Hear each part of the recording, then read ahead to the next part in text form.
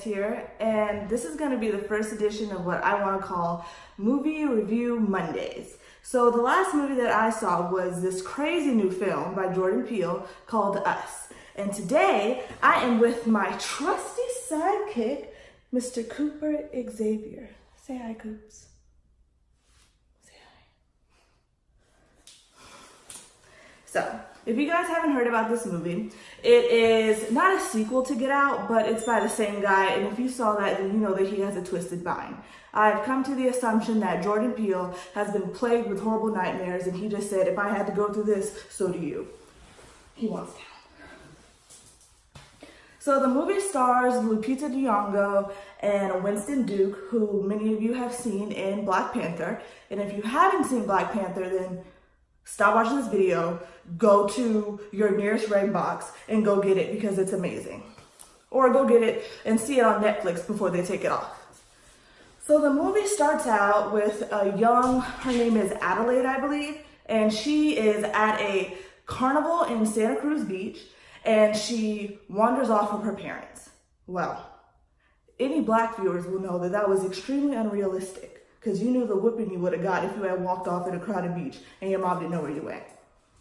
So she walks off and she comes to this fun house type thing, and she walks around and she gets caught in like some fun house mirrors, and all you see is her back up into a mirror and you see what looks like her reflection. But it's not really her reflection, because when she turns around it kind of stays still. And then she notices that the girl is her, and then it cuts to present day. So you have Lupita Nyong'o, who is Adelaide, who is in the car with her husband, played by Winston Duke, and her two kids, and they pull up to a summer house. The summer house is, from what I'm gathering, was the house that she grew up in, because when the husband comes, and actually I really don't remember his name, we're just gonna call him Winston because that's his real name. When Winston says that he wants to go to the beach, you kind of see that she gets scared. Like, she doesn't want to go, and we understand it because she got trapped in that fun house and saw what looked like a demon in the mirror, and so who wouldn't want to go back to that? So fast forward, she is, she's on the beach with Offred from A Handmaid's Tale, so you knew if she was in it that it was just gonna go south soon. So she's on the beach, and Offred's two twins are over there being bad like teenagers do, and you see Lupita, Adelaide's daughter, in the sand, and her son Jason, who strikes me as a bit odd because he wears this weird mask on his face, which they never really get into why he does that. So he's sitting in the sand, and the two twins of Offred are over there doing cartwheels, and I guess they kicked his sandcastle down. And he makes a reference of he was building a tunnel. Remember this. So he kind of walks off and says he's going to the bathroom, and he sees some odd man standing there just with his arms out, just standing there, and blood dripping down his fingers. Now, any normal person would have walked away and minded their own business and said, that's for someone else to deal with, but not our friend Jason. Jason said, hey, why don't we go up to this weird man and figure out why his hands are bleeding and why he looks like he's praising the sun god in the middle of the day. So they walk on over, it kind of cuts. It shows Adelaide freaking out because she doesn't know where her son is. She's already, on a 10 because she's already back to the place where she's been traumatized as a 6-year-old child. So she finds him. Cut to them going home. She's been freaked out. She's closing up all the curtains because they have 9 million windows in this house. You would think it would have been boarded up since she's been coming here, and especially since it's a summer home for them now. All right, so we already have the man praising the sun god. What could get any weirder? Then you hear some people outside, and then the generator cuts off. Yeah, it's gonna keep going. It's gonna get crazier. So then the little boy comes in and scares the crap out of the two parents, because knowing good well you don't sneak up on Black people in the dark without announcing yourself. And he goes, there's a family in our driveway. Now everyone knows this part from the trailer. So he's like, oh, there's a family in our driveway. And so the dad's like, ain't no family in our driveway, what you talking about? So the mom is already ready to go. She said, go get your shoes, give me the phone. She's on the phone with the police. She calls 911. They say they're 15 minutes out. She's like, in 15 minutes, we're gonna be dead. I need you guys to come faster. But they're taking their time. So the dad goes out and he realizes that after talking to his family that they're a little off. So he goes, he gets his baseball bat, and he's like, all right, let's do this. They still don't leave, but now they're running. My favorite part, and what Hope's favorite part is as well, is that they're actually able to get into the house because she has a key in a little pot. But it wasn't in like a flower pot. She has a cute little, looks like she went to a Color Me Mine for her 17th birthday and made this cute little lock little thingy that just has this cute little thing. It's like a little chest that just holds the key to the house. And the husband's like, that's some white people stuff. And I'm like, that is true, because I don't know nobody that is like, oh, you know, we can put a key under the mat, we can put it in this rose bed, we can dig a hole and put it in. No, let me just make sure the intruders know to say key here and have a cute little treasure trove of all the keys of the house. Might as well have put all the passcodes to all the phones into the security system too, if we're just gonna let people walk in. But that's neither here nor there. So these people are able to get into the house. They're wearing these red jumpsuits like they're out of prison. And they kind of force them to go sit on the couch. And this thing is over here like, you know, almost like she's been smoking for all her life. And she goes and she pretty much tells her that they're their shadows. And that everyone has a shadow that is connected to them. And kind of like the underground. And they're tethered together.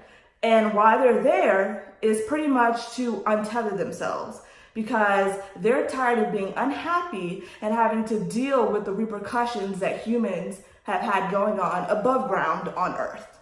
And they're tired of it. She goes into detail about how Adelaide was, you know, she got to have her happy ending. You know, she found her prince. But then the shadow was with this thing called Abraham, and he was like a monster. And it didn't matter that she didn't love him. It was because that was a shadow of Adelaide's husband. And then she talks about how Adelaide gave birth to a baby girl, but she gave birth to a monster. And how through the second pregnancy that Adelaide had, she had to have a C-section. But C-sections aren't a thing down there, so she said that she had to cut the baby out herself. And she said that he was born of fire. So she has a lot of pent-up anger because everything that Adelaide went through, she talks about how, she got warm meals, but instead they had to eat rabbits. And, whenever Adelaide got a cute toy, she said that they were very sharp and that they would cut her fingers whenever she tried to play with them. So the mom, who is at the shadow of Adelaide, which we're going to call her Red, I believe her name was. So she says, she does like little hand signals to them. She's got them well trained. And so the Abraham, which is the shadow of the dad, he goes through and drags him out. Now, keep in mind, he already beat him with his own baseball bat. And it's really, her husband was good for nothing. If anything, he was weighing the family down because he couldn't get himself together. He was clumsy. He got hit with a baseball bat. He was getting drugged through the glass. He was good for nothing. This man was really just sitting there waiting for his wife to fight all the battles. After this, we would have got a divorce, because I would have been like, look, you got to fend on your own because you holding me down, fool. So Abraham, the big dude, he drug, M'Baku out from, Black Panther. And now she's over here and did this thing, and she goes, girl, run. Which Adelaide's daughter, it talks about briefly before they end up going to the beach, that she doesn't want to run track anymore, so she's a track star. So she's told her to run. So she goes outside, bless you, Cooper. She goes outside, and she starts running, and then you see her shadow girl, she's over here stretching, like she's Wilma Rudolph over here about to take off. So she's getting ready, to run. And so you just see her take off at her down the road. So then you have the little boy who wears the mask, Jason. She tells him to go play. So the shadow of Jason, he comes and reaches his hand out. And I'm looking weird because he was purring like a dog the whole time. He was like, which I don't know if it was him purring or the dude next to me. He was snoring up a storm. So I couldn't, get the difference between the little purring boy and him, because he was just next to me. You could barely hear the film, but that's neither here nor there. So Jason goes with the little boy with this, looked like he got on a ski mask over his face, and they go into the closet. And earlier in the film, you see that Jason was playing in the closet with, he put like a little truck there because he knew the closet would lock on him. So he goes in the closet with the little boy. And Jason has been trying with all his might to get this lighter thing on his finger to go for the first hour and a half of the movie, and he can't do it. So the little boy with the matches, who was born a fire, he has a match, and so he tells Jason to put his mask back down. So he puts it down, and then they both lift it up, and you see that his whole mouth has been burnt off. They never really tell you how that happened, but his mouth is just burnt off. So Jason was looking at him like, nah, this ain't it. I gotta get out of here. So he kind of gets the fire to go from his fingers, and then he pushes the little boy down and locks him in the door. And while all this is going on, Lupita's over here getting her head smashed into a coffee table, and then got her handcuffed to the table, and she goes, that one's yours, because you hear the screams of this little monster child in the background. And Lupita's shadow gets up to go see what's wrong with it.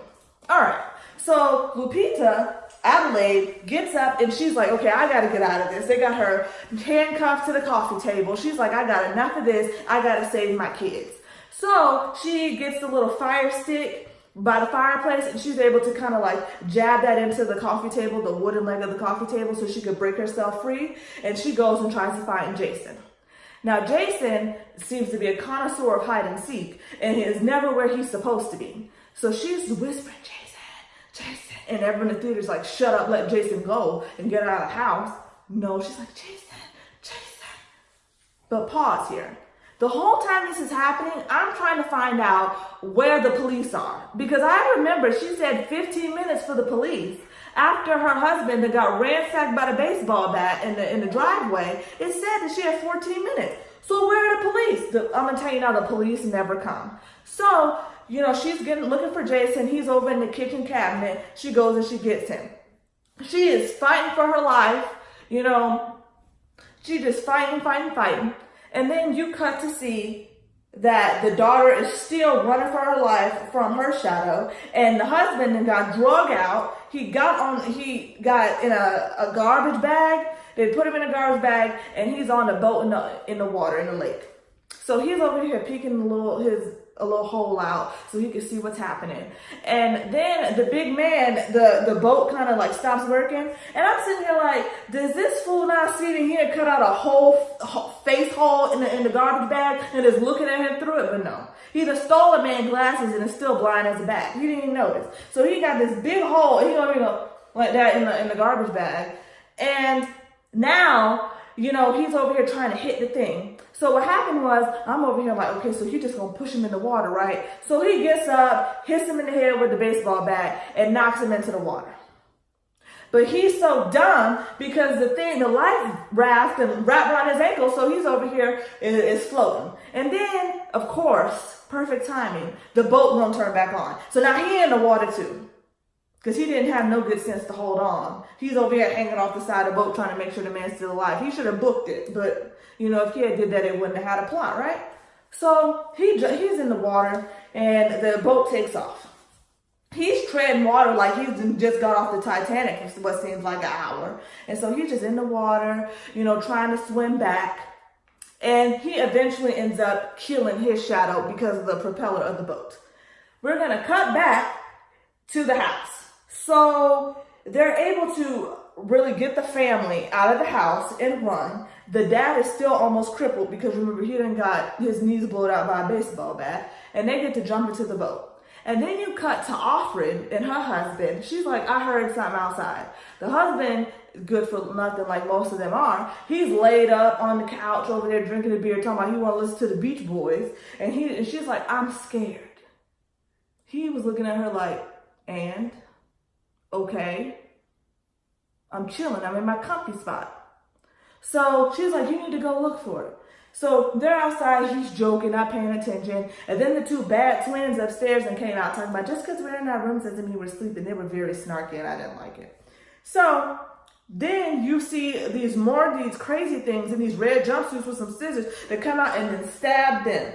So the twins is dead, the daddy's dead, and then here come the mom. She's over here dying because she's been stabbing there. She's like, making all this noise, not discreetly trying to crawl on the floor. And the thing just comes and slices her neck.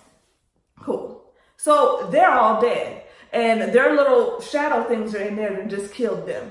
So then you have the black family who have come over to them and trying to get help. And that's when they realize that it's the shadow things that have taken them. So then they end up in this whole battle. And the most enticing thing I saw was the scene was when the daughter, she just went and swung on him. She was like, I'm killing all y'all. She got a golf club and she was just swinging. She swung one, got one over the balcony. She swung another one in the bathroom. You know, and then she tried to swing and get Alfred's shadow off, but you know, she was too quick for that and she can get choked out. And then here come the brother with this quartz stone and he swung on her and knocked her out. And I was like, okay, that's what you do. Teamwork makes the dream work. Okay, you know, when people getting killed and they just gonna stand there, you gotta keep swinging. You gonna make sure they dead.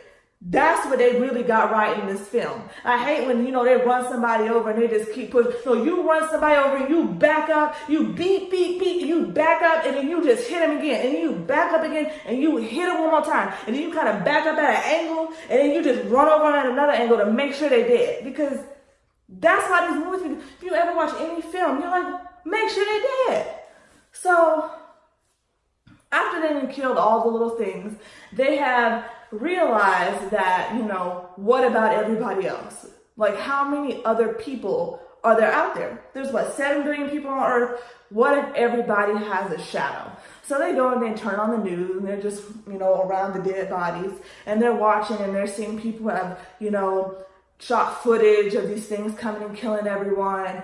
And it's happening like in the California area, but you see that they're kind of holding hands and making like a bridge.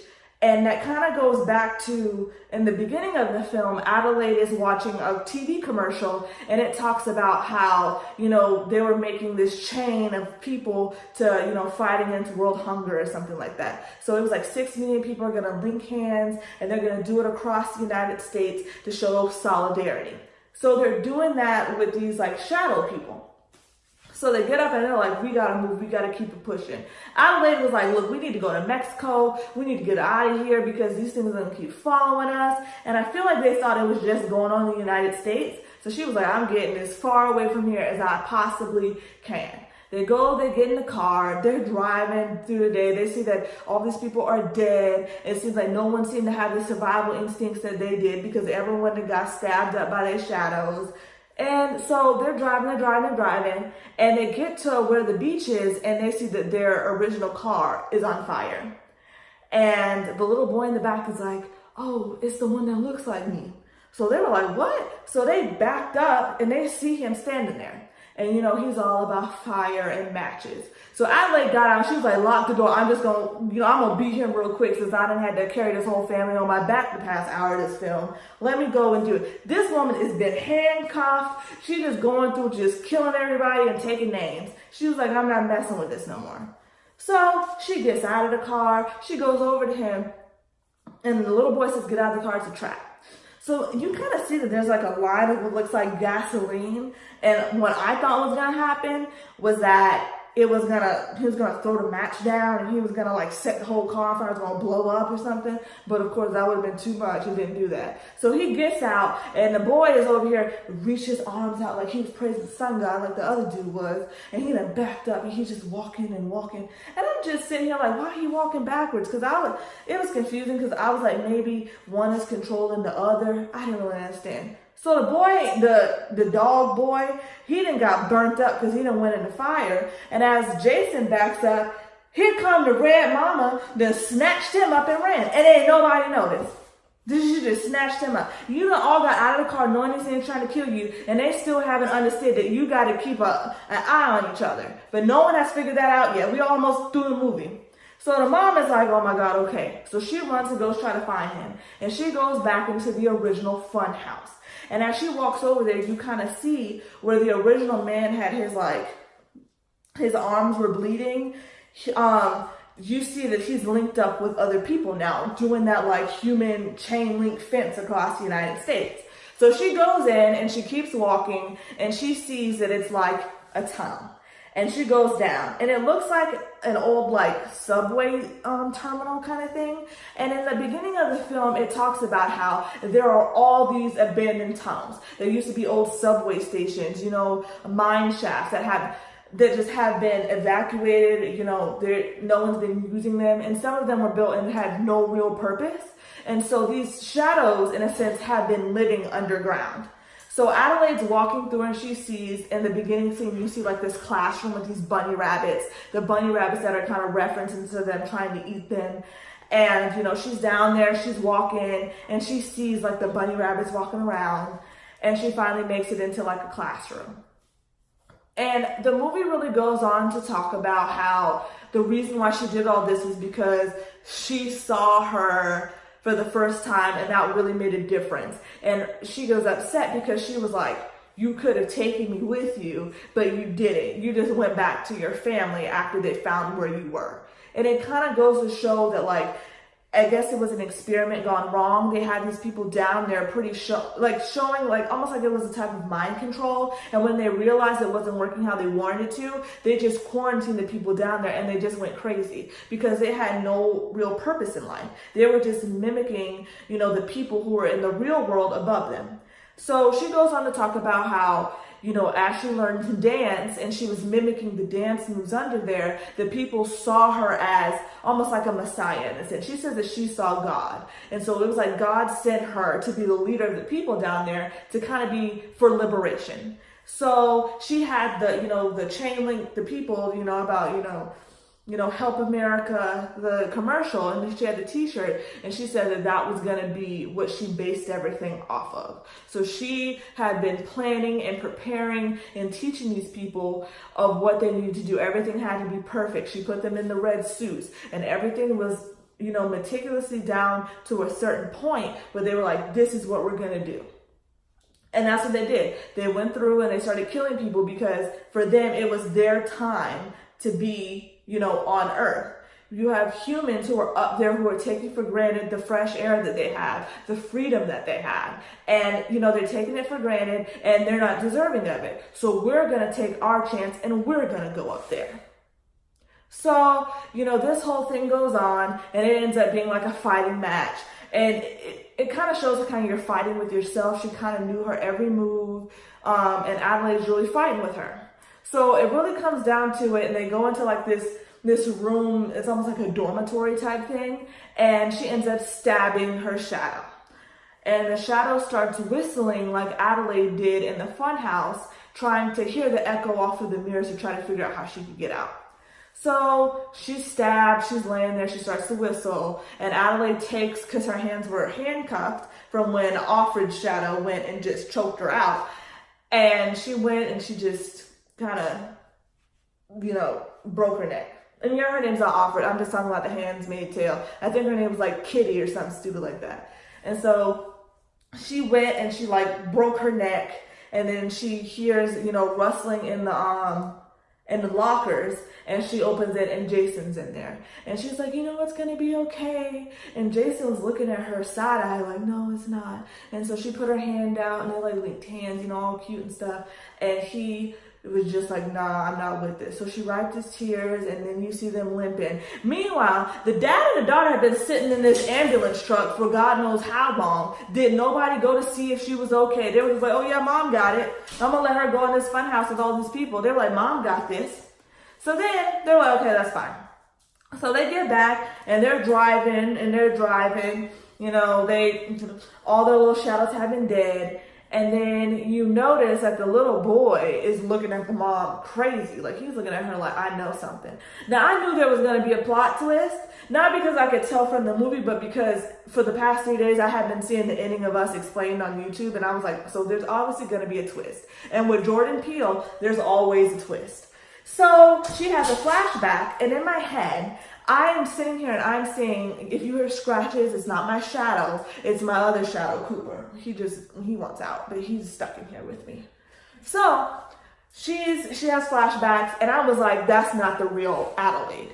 So lo and behold, when it cut in the original, like when she was in 1986 and she was little in the fun house, it went and it showed that, what happened was when she turned around, she kind of choked her out, the shadow choked her out and dragged her downstairs and handcuffed her to the bed. And it was the shadow that went home with the parents. And it cuts back to, She was traumatized as a kid. They took the therapy, and the mom was like, I want my little girl back. I want my little girl back. And it was at that moment when it showed that I realized that it was a shadow. That's why she wasn't talking.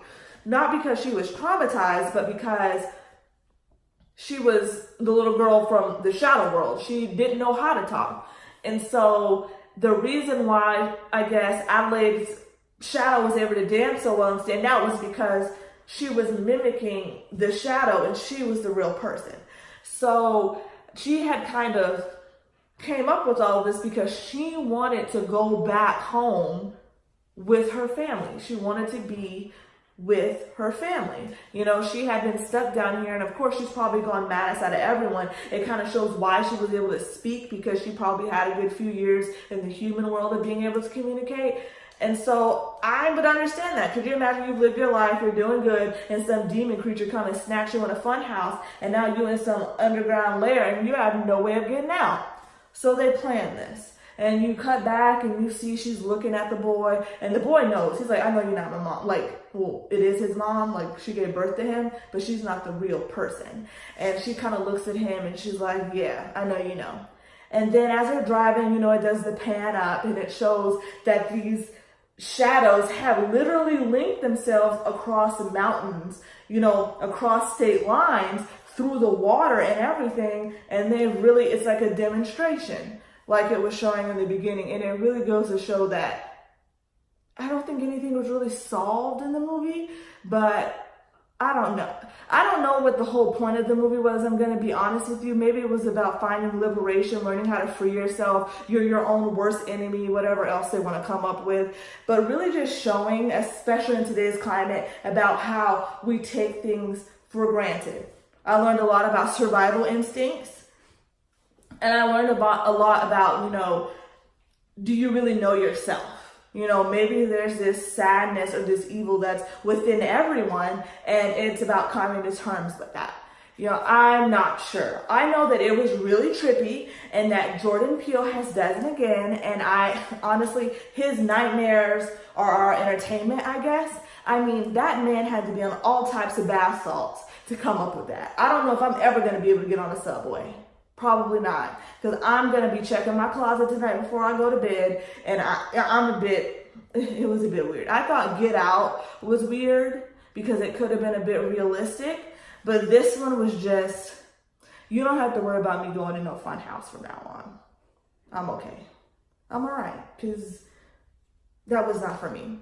But that was my review of the movie Us, and kind of, you know, just going through the plot lines. Let me know in the comments below what you think the meaning of the movie was. You know, if you caught something that I didn't catch, you know, because there's always that one person that sees something that we all don't see. So just let me know in the comments below. It's been really fun. I'm glad that this is the first movie that I got to review, and I'm really looking forward to seeing some more movies, especially over the summer. You know, the Disney Renaissance is back, and I can't wait to come back with the next video for you guys. It's been so much fun talking to you guys. Bye.